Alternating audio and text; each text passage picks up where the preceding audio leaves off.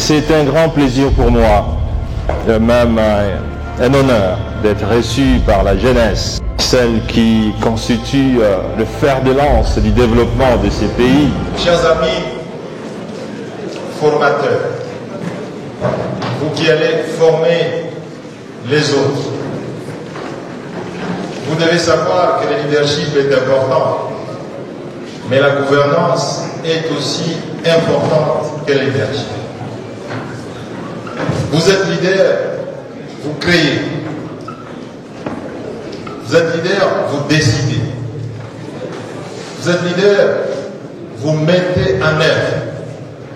Mais vous êtes leader, vous devez savoir mieux assumer les fonctions, mieux appliquer les décisions, les instructions, mieux gérer les techniques, de manière à ce que, en plus de leadership de qualité, vous puissiez avoir une gouvernance de qualité. Voilà pourquoi nous avons pensé qu'il est utile pour avoir des personnalités responsables, parce que ça, c'est le thème central de l'archidiocèse de Bukavu. Des personnalités responsables sont des bons gestionnaires. Ce sont des gens qui doivent avoir l'esprit de la bonne gouvernance. Et la bonne gouvernance, c'est l'usage rationnel des moyens dont on dispose pour pouvoir atteindre les objectifs tirés de la vision, tirés du rêve. L'usage rationnel, l'usage efficient des moyens dont on dispose pour atteindre les objectifs. Les gens ont tendance à croire que la bonne gouvernance doit nous être imposée. Non! Un leader doit être le dépositaire de la bonne gouvernance. Il ne faut pas que la bonne gouvernance nous soit imposée par la Banque mondiale, par les Fonds monétaires internationaux. Non, la bonne gouvernance, elle s'impose d'elle-même en vous, vous leaders. Ce qui fait la différence entre les leaders et les followers. Le leader, il est le dépositaire aussi de la bonne gouvernance. Et les gens ont tendance à croire que la bonne gouvernance, elle est seulement financière. Non. Vous, leader, dans votre communauté, vous pouvez exercer la bonne gouvernance sans avoir touché même à $1. Parce que la bonne gouvernance peut être politique. Le professeur de français a fait référence tout à l'heure aux dirigeants politiques. La gouvernance politique, c'est cette capacité que disposent les hommes et les femmes à pouvoir choisir de meilleurs dirigeants, de meilleurs responsables au niveau des institutions, de meilleurs responsables au niveau des entreprises, au niveau des services, des administrations, des entités politiques. C'est pour ça qu'on parle de la démocratie comme étant l'un des processus de bonne gouvernance. Parce que c'est un processus qui permet de choisir les meilleurs, notamment dans le secteur politique et administratif. Pourquoi est-ce qu'on doit choisir le meilleur dans la direction d'une entité publique, d'une entreprise, d'un gouvernement? Tout simplement parce que le monde, il est dirigé par les meilleurs. Ce sont les meilleurs qui dirigent. Avez-vous déjà vu, vous, une armée qui aligne le moins meilleur de leurs soldats en attaque? avez-vous déjà vu une équipe de football qui aligne le moins mauvais en attaque? Non. Tout simplement parce que la gouvernance politique exige que vous puissiez avoir le meilleur et l'art de diriger. Chers amis, vous qui êtes venus de l'intérieur de cette voie, sachez que l'art de diriger, c'est l'art de se faire entourer par des gens brillants, des gens compétents. Il ne faut pas parler du fétichisme. Il n'existe pas de fétichisme dans le choix des hommes et des femmes capables de faire le travail. La bonne gouvernance politique. Lorsqu'on mobilise le peuple pour voter, pour choisir ses députés, ses sénateurs, c'est tout simplement parce qu'on veut choisir le meilleur. Donc, la gouvernance politique va de pair avec le choix des hommes qu'il faut à la place qu'il faut. La gouvernance peut être judiciaire. Dans la Bible, il est dit, la justice élève les nations. Faut-il que la Banque mondiale vous parle d'avoir une justice équitable? Parce que Dieu l'a déjà dit. La justice élève les nations. On peut dire le contraire. L'injustice rabaisse les nations.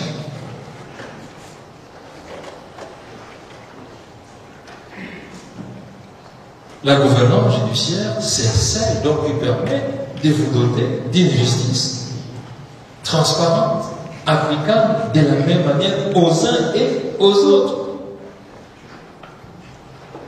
Il ne faut pas chercher une chose de son contraire. Vous êtes là, vous êtes l'index. Mais pas dire que vous êtes le présent du pays.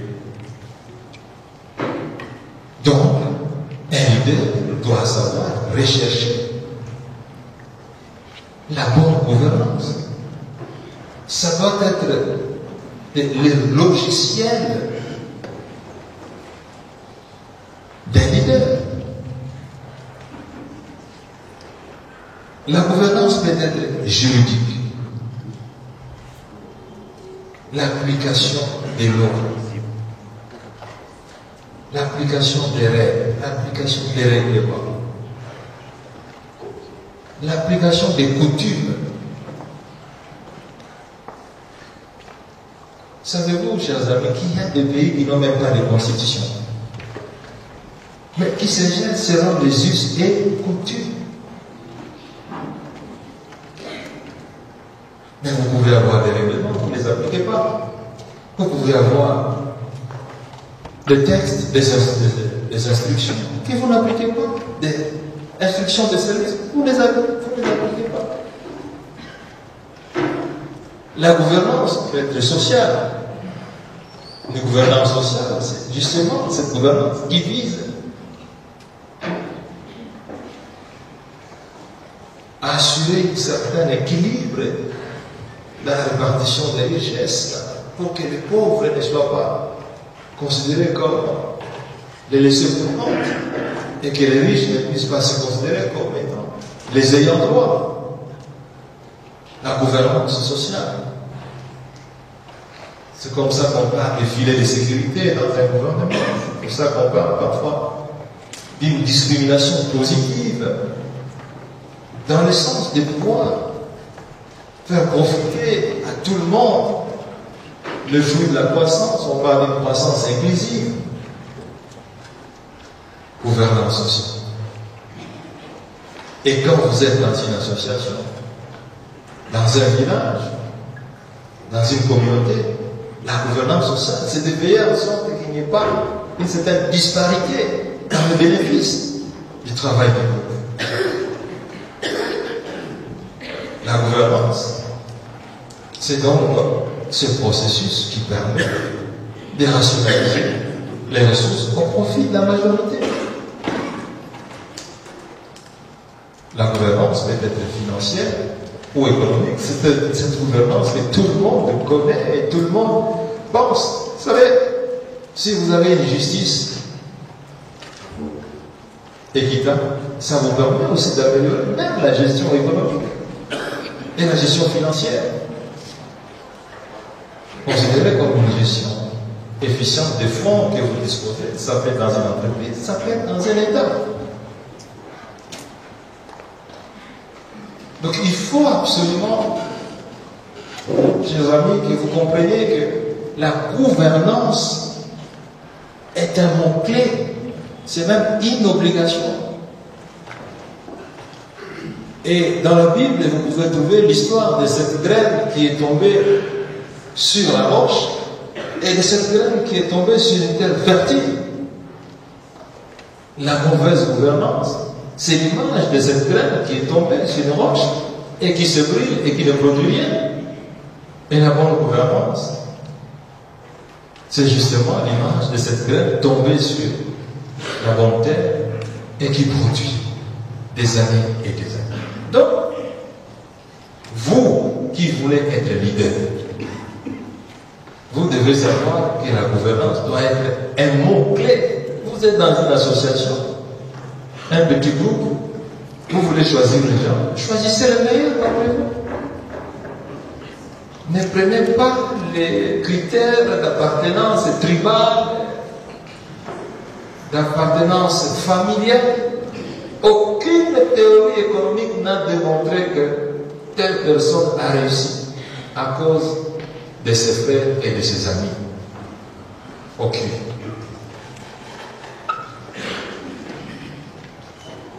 Toutes les théories disent qu'un groupe d'hommes compétents, brillants, travailleurs, respectant les règles et les valeurs universelles, a fait avancer l'agenda d'une famille, a fait avancer l'agenda d'une société, a fait avancer l'agenda d'une nation.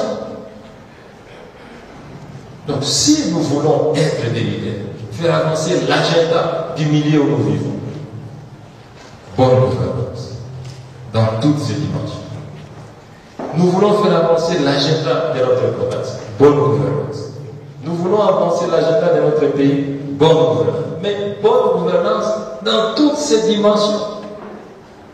Parce que c'est interchangeable. Si vous avez une mauvaise gouvernance politique, ça impacte les autres secteurs. Si vous avez une mauvaise gouvernance financière, ça impacte les autres secteurs. Vous avez une mauvaise gouvernance judiciaire, ça impacte les autres secteurs. Vous avez une mauvaise gouvernance sociale, c'est-à-dire les riches s'enrichissent, les pauvres s'appauvrissent. Par la fin, il y a une révolution. Donc, c'est important que la gouvernance s'invite absolument. Voilà pourquoi nous considérons, nous, que le binôme magique du progrès de l'humanité, c'est le binôme leadership et bonne gouvernance. Parce que c'est justement ce binôme qui permet de produire, quand vous êtes dans une nation, un État pro. Un État proclamateur. Un État producteur. Un État protecteur.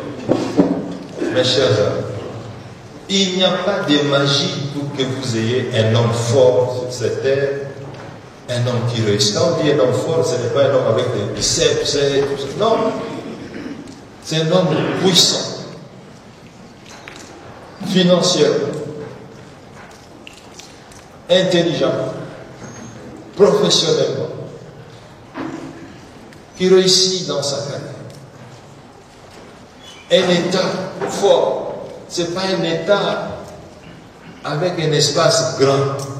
Vous savez que le Sud Kivu est plus grand que le Rwanda. Et voilà. Quand vous prenez le Rwanda, le Burundi, vous faites la sommation. Difficile d'atteindre toujours les chiffres. Donc, ce n'est pas un problème de grandeur, parce qu'une ville comme une ville-pays comme Singapour a plus de 300 milliards de dollars de réserves. Singapour, ville-pays, qui serait peut-être plus petite que Bukavu. 300 milliards de dollars de réserves de change. RDC, 2 345 000 km². Réserve de change, 600 milliards de dollars. La bonne gouvernance qui produit un État pro, un individu pro, une famille pro, une province pro. Voilà l'importance de la bonne gouvernance et de leadership. Parce que si vous n'êtes pas un État fort, il ne faut pas vous attendre à produire des individus de qualité. Ceci est très important. Une province développée doit être le résultat d'un leadership de qualité d'une gouvernance. Si vous voulez avoir des Sud-Kivu grands, il n'y a pas d'autre chemin. Gouvernance de qualité, leadership de qualité. Donc, la gouvernance est un ingrédient vraiment nécessaire pour permettre d'avancer. Voilà les quelques statistiques qu'on pouvait vous donner.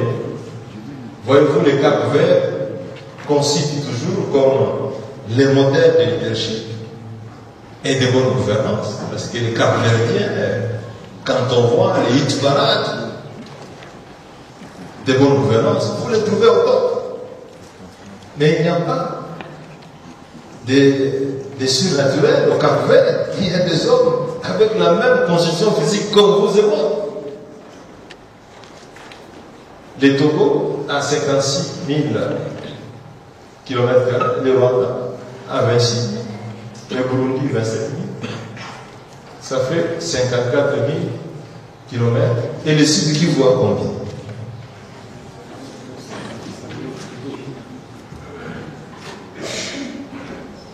Est-ce que le Sud Kivu a des routes goudronnées plus que le Rwanda?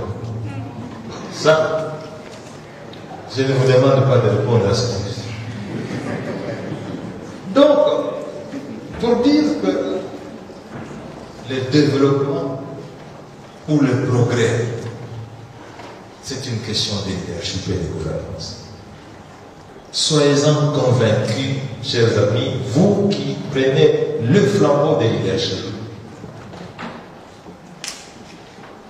Et c'est vous, les jeunes, qui peuvent décider, transformer et faire bouger les lignes dans tous les secteurs. Ceci est très important parce que, effectivement, si nous devons suivre ce que Dieu nous aide et transformer le monde, c'est-à-dire l'améliorer, il ne faut pas les détruire. Là où il y avait des ruelles, il doit y avoir des routes. Là où il y avait des routes, il doit y avoir des boulevards. Plus les années passent. Aujourd'hui, les gens vont se faire soigner à Dubaï. Vous pensez qu'à Dubaï, il y a des super hommes que nous. Mais si vous voyez l'image de Dubaï en 1940, vous ne pouvez pas la comparer à l'image de Dubaï d'aujourd'hui. C'était une bourgade. Mais qui ne veut pas aller faire des vacances à Dubaï aujourd'hui, là où il fait 40-45 degrés, en quittant une ville aussi jolie comme Bukavu? Je vais à Dubaï. Et tout le monde est content de prononcer les mots Dubaï.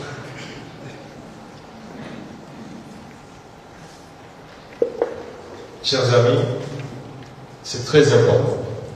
Donc, les grands hommes ne s'autoproclament jamais. Comme le disait notre ami, un grand homme ne s'autoproclame pas.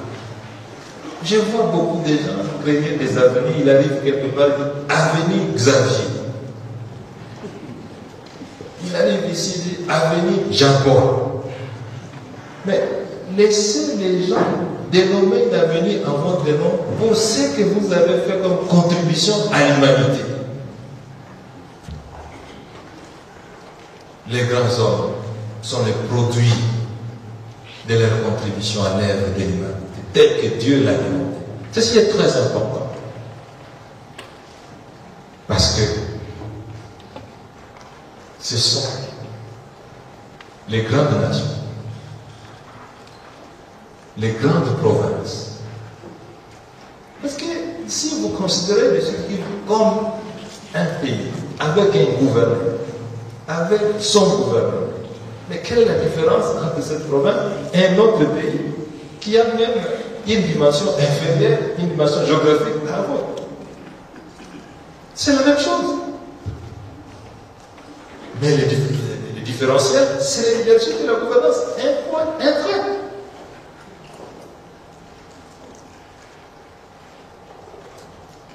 Si on avait l'hiver ici en Afrique, on allait dire c'est à cause de l'hiver. Mais là où il y a l'hiver, les gens travaillent et progressent. Alors que nous ici, nous avons le soleil 360 jours sur 360 jours. Voilà, après avoir parlé des leadership, de la bonne gouvernance, et souligner l'importance de ces binômes, quand vous sortez de cette salle, sachez que le binôme magique, au niveau individuel, au niveau familial, au niveau d'une ville, d'une province, c'est le leadership et la bonne gouvernance. Voilà le binôme clé. Là où ça a été appliqué partout, ça change. Là où ce n'est pas appliqué, ça ne change rien. Bien au contraire, ça c'est vrai. Donc, il vous faut un leadership de qualité, une gouvernance de qualité pour devenir. Et voyez-vous, le leadership, il est même d'origine anglophone. On l'utilise en français. L'entrepreneuriat. Entreprendre. C'est-à-dire commencer, créer. Vous êtes d'une famille pauvre, par les barrières culturelles, vous dites non, je ne peux rien créer, il n'y aura rien.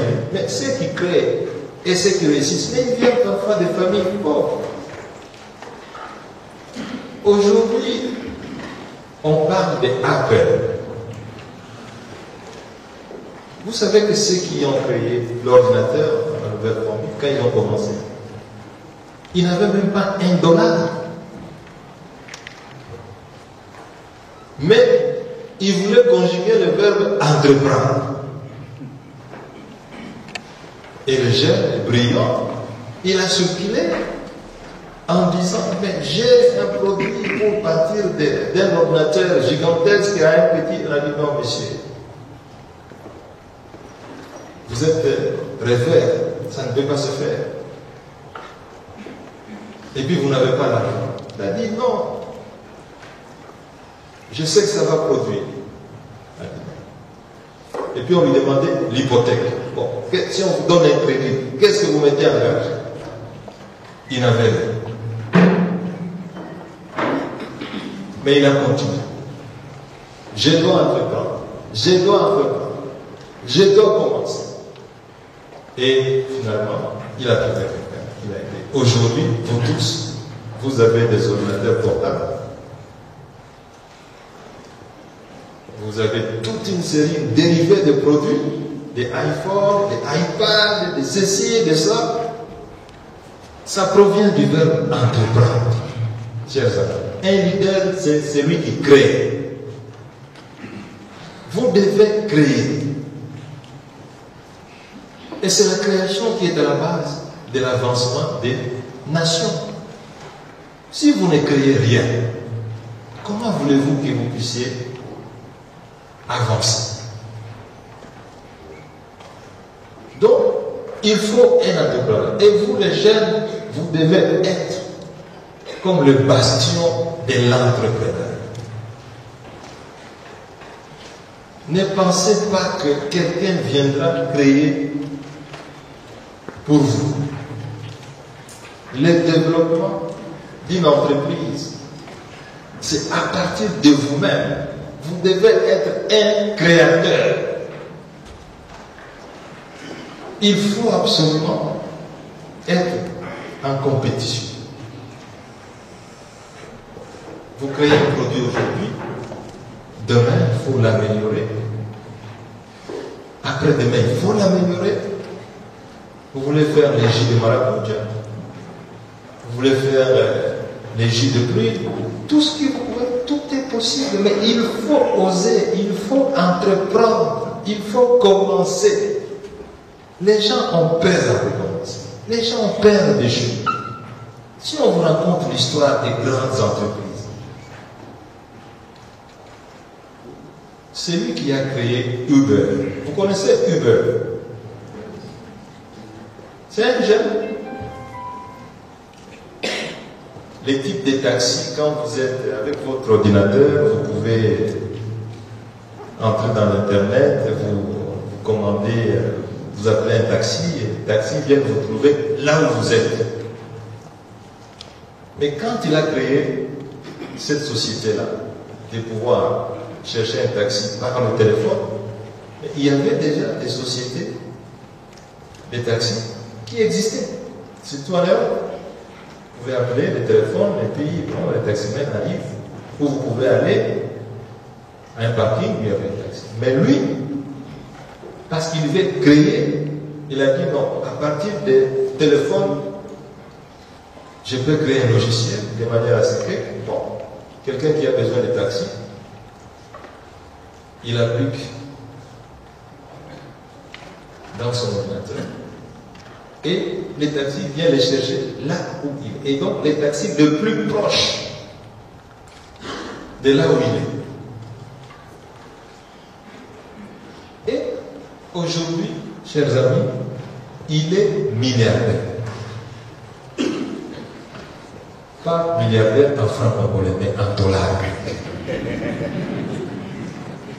Pour avoir créé une société qui permet à ceux qui ont besoin, donc l'offre de taxi rencontre la demande de taxi à travers le téléphone d'une personne. Alors que les systèmes d'offre de taxi existaient déjà et décalés. Entre nous. Donc il faut absolument que vous, les jeunes du site, que vous puissiez comprendre la nécessité de commencer.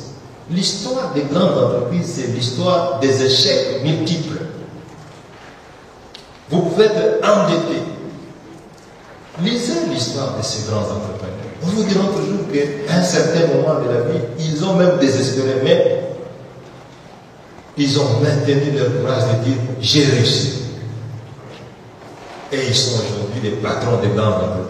Et parfois ils sont décédés et ils ont laissé les entreprises. Donc il faut entreprendre. Il faut essayer de créer, d'avoir des idées. Il y a beaucoup de choses à faire. Moi, je suis sorti Premier ministre et j'ai créé mon bureau d'études qui s'appelle Congo Challenge. Et ce bureau d'études fonctionne. Et ce bureau d'études a des contrats à l'intérieur comme à l'extérieur du pays. Nous travaillons, d'ailleurs, l'un des fils de cette province, le professeur Tambo, professeur à l'Université catholique de Kigoma, qui apporte sa contribution dans des pays étrangers. Mais on a osé, on pouvait dire, on n'ose pas, on reste en attendant qu'un jour une autre nomination arrive. Et si elle n'arrive pas, pendant ce temps, vous allez vivre quoi? Il faut créer, mes chers frères. Donc, l'entrepreneuriat, il ne faut pas seulement avoir de l'argent. Celui qui a créé est Apple. Il n'avait rien, mais il avait des idées. Le meilleur investissement, c'est l'investissement humain, intellectuel. Lorsque vous savez créer, tout vous suivra. Donc, il faut absolument que vous puissiez comprendre les biens fondés de l'entrepreneuriat. Et en anglais, ce mot existe. Alors qu'en français, généralement, on parle opérateur économique, mais ce mot, vous allez le retrouver en anglais.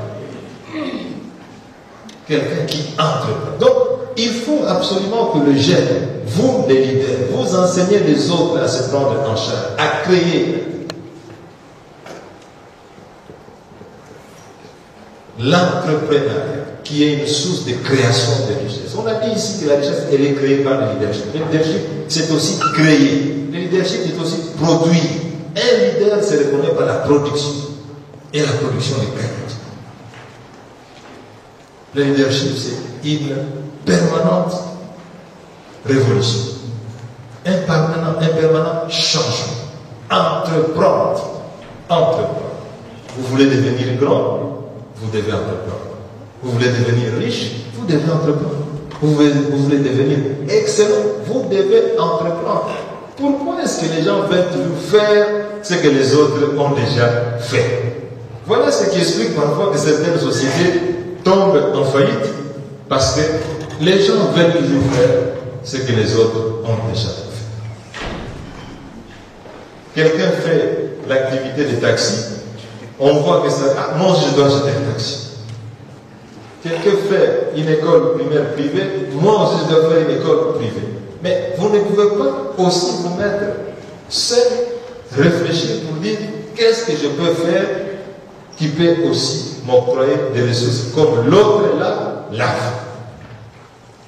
Lorsque la personne a créé Uber, mais combien de personnes il y a sur cette terre n'ont jamais eu cette idée de créer Uber?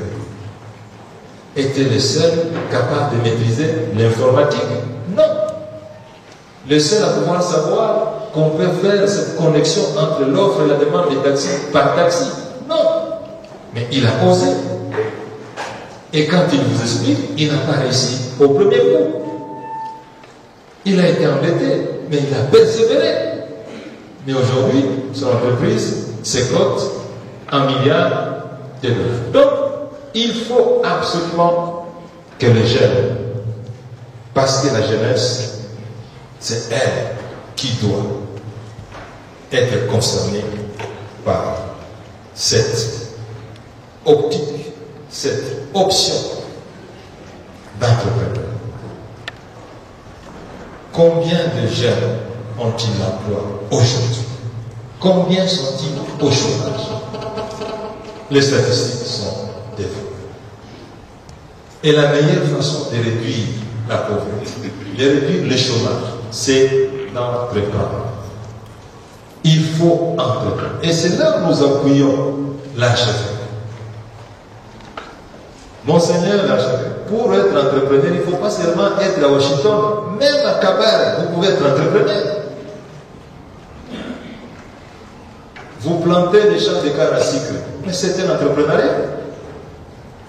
Vous élevez des vaches, c'est un entrepreneuriat. Vous produisez les œufs, c'est un entrepreneuriat. Vous produisez du lait, c'est un entrepreneuriat. Pensez-vous que l'entrepreneuriat, c'est d'être seulement dans un bureau climatisé? Non. Il y a des gens qui vivent mieux en n'ayant pas de bureau climatisé, avec ascenseur. Donc, il faut absolument que nous puissions savoir, il faut travailler pour son propre compte. Chers amis, quand vous avez vos diplômes de licence, vous avez vos diplômes, vous voulez toujours être payé. Un leader, c'est celui qui pense comment lui doit payer les autres. C'est l'une des différences entre un manager et un leader. Créez votre propre entreprise. Et les activités sont nombreuses. La licence, les doctorats, les graduats, les diplômes d'État, ce n'est pas suffisant. Ça vous donne ce qu'on peut considérer comme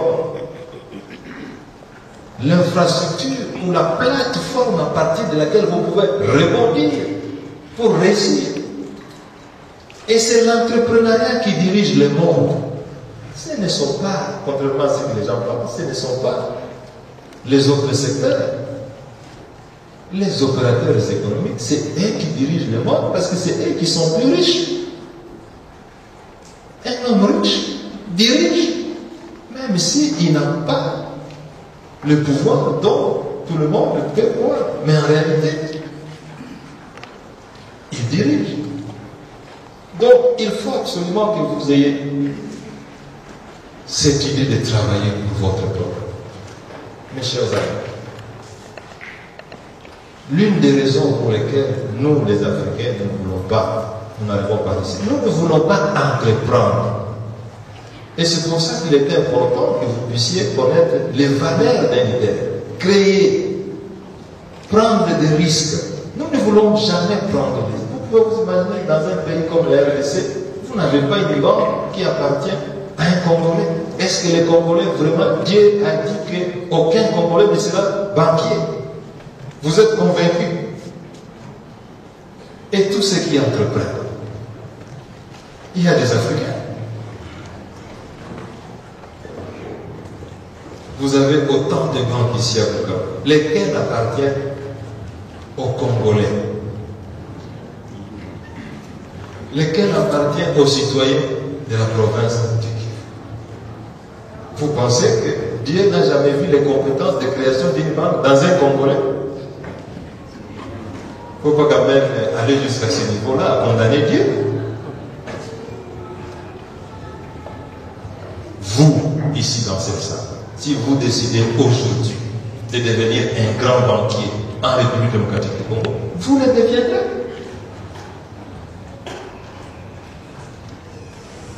Donc, c'est important, chers amis, que vous sachiez le mystère de la réussite. Le mystère du succès.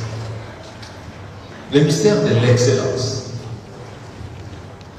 C'est toujours la création. C'est toujours la perfection. C'est toujours la recherche du mieux-être. Et la vie d'un entrepreneur, c'est le modèle par excellence de la réussite. Parce que quand vous êtes entrepreneur, vous avez vos vaches, vous devez veiller à ce que vos vaches soient toujours en bonne santé. Si vous avez vos poules qui produisent les œufs, vous allez toujours faire en sorte que vos poules soient en bonne santé pour qu'elles produisent les œufs. Si vous avez des cochons, vous allez faire en sorte que ces cochons mangent comme il faut et produisent la viande comme il faut. Les vaches, la même chose. Donc, l'entrepreneuriat, vous les jeunes, vous devez prendre la responsabilité, la volonté de cette initiative de l'archevêque. Il a une initiative de pouvoir étendre l'ensemble du pays. Comment est-ce que quelqu'un, un jeune Congolais, peut être une personnalité responsable, c'est-à-dire un leader capable de créer, d'avoir une vision grande et de progresser et de réussir. Parce que quand vous créez une entreprise, ce que les gens oublient, vous n'allez pas la faire seule, vous créez immédiatement l'emploi. Vous devez avoir des gens. Si vous avez 20 vaches, comment vous allez gérer 20 vaches vous-même? Il vous faut des gens pour suivre tout ça. Et donc, vous créez de l'emploi. Voilà pourquoi le taux de chômage est un indicateur clé chaque fois pour un gouvernement. Mais le mystère de l'emploi se trouve dans le secteur privé. Lorsque le secteur privé marche, lorsque l'entrepreneuriat marche, les taux de chômage diminuent. Donc, il faut vraiment, pour que nos amis puissent savoir que le jeune constitue un potentiel qu'il faut absolument capitaliser. Les gens vont vous dire, oui, vous savez, moi j'ai beaucoup d'idées, mais je n'ai pas d'argent, je suis né dans une famille pauvre. Tous qui ont créé des grandes entreprises, la plupart sont venus des familles modestes. Mais ils étaient convaincus de la création d'une entreprise. ils ont cru à l'entrepreneur. Que s'ils commencent, ils vont pouvoir donc tracer une voie. Et ils vont rester en permanence, concentrés, focus, pour que, même s'il y a des échecs, parce que l'entrepreneuriat, rassurez-vous, vous allez rencontrer des échecs. À un certain moment, vous pouvez même être découragé. Tous les entrepreneurs qui ont réussi ont passé des moments difficiles, parfois des faillites, mais ils se sont relevés. Parce que le leadership, c'est justement ça aussi. Et il faut qu'il y ait un accompagnement des institutions publiques. Ça, c'est important aussi parce que, comme nous l'avons dit, il faut un État fort, il faut une province forte, il faut une ville forte, il faut une communauté forte pour pouvoir accompagner. Quand nous parlons d'un État protecteur, s'il vous plaît, État protecteur, province protectrice, ville protectrice, c'est-à-dire encourager les initiatives. Ça, c'est la responsabilité des pouvoirs. Il faut absolument que l'environnement protège aussi les nouvelles initiatives. Lorsque la Grande-Bretagne était considérée comme l'initiative de l'entrepreneuriat privé dans le domaine de l'industrie, vous savez que la Grande-Bretagne protégeait l'industrie britannique. Les ingénieurs britanniques n'avaient pas le droit de voyager à l'extérieur pour ne pas communiquer les secrets de l'industrialisation britannique.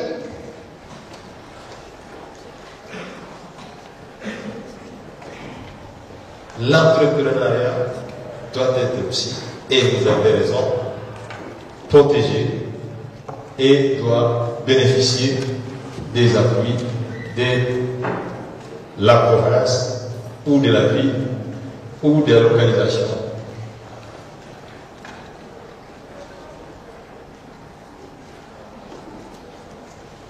Ici, nous l'avons peut-être dit, Monseigneur l'archevêque, lorsque il nous a demandé de faire un partenariat avec l'archidiocèse, c'est justement pour que nous puissions travailler à allumer cette flamme de leadership, cette flamme d'entrepreneuriat. Si vous n'entreprenez pas, il n'y a rien qui peut se faire. Donc l'entrepreneuriat constitue un moteur de création des richesses. Vous savez, des pays comme l'Italie, c'est la sommation des petites entreprises, des petits entrepreneurs qui font la grandeur. Donc il faut absolument que ces partenariats puissent effectivement travailler pour notamment la réduction du taux de chômage qui peut impacter les niveaux de la délinquance et de la population de la communauté. Et comme nous l'avons dit, des jeunes qui sont occupés ne peuvent pas être dans des sociétés ou des petits groupements, des banditismes, des vols à main armée ou des groupes armés parce qu'ils sont occupés, ils travaillent et ils ont des revenus. Et donc c'est une initiative qu'il faut absolument louer parce que c'est une initiative qui va même dans le sens d'aider le gouvernement à atteindre ses objectifs. Les personnalités responsables, par manque d'informations sur le leadership, s'ignorent et ne sont pas en mesure de rentabiliser leur potentiel, leurs atouts innés. L'entrepreneur. Donc, il faut absolument que nous puissions tous comprendre qu'il y a un marché potentiel. Évidemment, il y a des opportunités et il y a des contraintes. On a déjà parlé de ceux qui ne veulent jamais créer, qui veulent seulement copier ce que les autres font, parce qu'ils ont peur d'affronter de l'innovation, de la nouveauté. Mais un leader doit savoir affronter et créer de nouvelles choses. Et pour ça, évidemment, nous l'avons dit, il faut être leader pour pouvoir faire. Et voilà un peu le schéma d'un profil entrepreneurial qui est repris sur des tableaux qui montrent comment est-ce qu'on peut effectivement entreprendre. Au début, il faut savoir créer. Évidemment, il faut savoir rêver. Il faut avoir une vision. Si vous voulez créer une laiterie, c'est une vision, c'est un rêve. Mais il faut la mettre en pratique. Et donc, nous avons là une série de processus qui vous permet notamment de savoir que lorsque vous avez un projet, une idée, il faut élaborer le projet. Nous avons parlé ici de planifier. Le projet est élaboré. Il faut étudier le marché. Et puis bon, voilà, moi je vais produire du lait. Bon, j'ai le projet, il est bancal. Bon, il faut étudier le marché. Qui va consommer? Quelle quantité de demandes il y a? Quelle est la quantité de l'offre? Quelles sont les difficultés qu'on rencontre? Les obstacles? Et chaque fois, à chaque niveau de difficulté, vous devez chercher des solutions. Parce qu'un leader, à chaque problème, il y a une solution. Comme Albert Einstein l'a dit. Il y a une crise, il faut une solution. Il y a un problème, il faut une solution. Vous devez refuser d'être les gens qui sont venus sur cette terre pour accompagner les autres. Bien, merci.